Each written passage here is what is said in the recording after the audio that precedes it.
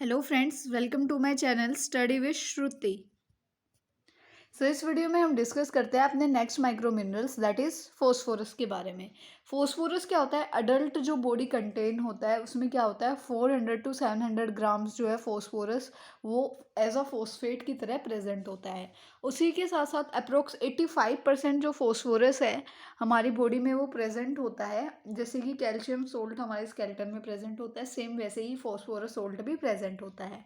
उसी के बाद एक डायनेमिक इक्विलिब्रियम जो है कैल्शियम और फॉस्फोरेट के साथ भी होता है, जिसकी वजह से जो बोन्स की रिमॉडलिंग है जो कंटिन्यूअसली चलती रहती है तो वो उसमें हेल्प करता है। उसी के साथ साथ अगर अब मैं बात करूँ फंक्शंस की, तो जो बोन्स और जो टीथ की फॉर्मेशन होती है उसमें हेल्प करता है। कंस्टिट्यूएंट है ये डीएनए, आरएनए और जो न्यूक्लिक एसिड्स होते हैं उनका। ये जो है रेगुलेट करता है जो भी एब्जॉर्प्शन या जो ट्रांसपोर्टेशन होती है फैट की हमारी बॉडी में, उसको ये रेगुलेट करता है। टाइम टू टाइम उस पर जो है ध्यान देता रहता है, मतलब कि हाँ वो ठीक से हो रहा है या नहीं हो रहा है, सारी एब्जॉर्प्शन और ट्रांसपोर्टेशन, ठीक है। उसके साथ साथ जो एटीपी या फिर जो एडीपी है वो नेसेसरी होते हैं स्टोरिंग के लिए और रिलीज करने के लिए energy according to body needs, ठीक है। तो ये भी एक इसी का फंक्शंस है। इसी के साथ साथ ये एज अ कोएंजाइम भी वर्क करता है और ये क्या करता है, कंसर्न करता रहता है ऑक्सीडेशन को कार्ब्स, फैट्स और प्रोटीन्स की। अगर हम बात करते हैं सोर्सेज की, तो meat, fish, poultry, eggs, milk, salmon, yoghurt, turkey, processed food, whole grain, cereals, ठीक है, पल्सेस, नट्स और जो ऑयल सीड्स होती हैं, ये सारी सोर्सेज होती हैं फॉस्फोरस की।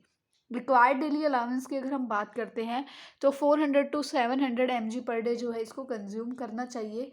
इसका मेटाबॉलिज्म में इसका एब्जॉर्प्शन जो है वो हमारा अपर जो स्मॉल इंटेस्टाइन है वहाँ पे होता है। एक्सक्रीशन इसका वही यूरिन के थ्रू होता है।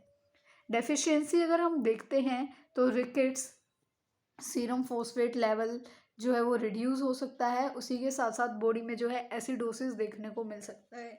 बॉडी में एसिडोसिस होने का मतलब क्या होएगा कि जो एसिड है उसकी अमाउंट, उसकी जो कंसंट्रेशन है वो बॉडी में बहुत ज़्यादा हो गई है और जो बेस है वो बॉडी में बहुत कम है, यानी कि CO2 ज़्यादा है और O2 या फिर हम कह सकते हैं बेस यानी कि HCO3 जो है वो बॉडी में कम है।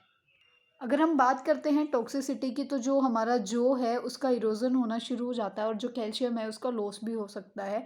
कैल्शियम का जो लॉस होता है उसकी वजह से जो है फटीगनेस, भूख ना लगना, एनरोक्सिया या फिर डीमिनरलाइजेशन ऑफ बोन्स, यानी कि बोन्स का जो है धीरे धीरे टूटना, उनका धीरे धीरे जो है कम होना जो है वो स्टार्ट हो जाता है, ठीक है। तो ये सारे सिम्टम्स होते हैं जो कैल्शियम के लॉस होने से हमें देखने को मिलते हैं और ये सब किसकी वजह से होता है, जब फॉस्फोरस की बहुत ज़्यादा टॉक्सिसिटी हमारी बॉडी में हो जाती है।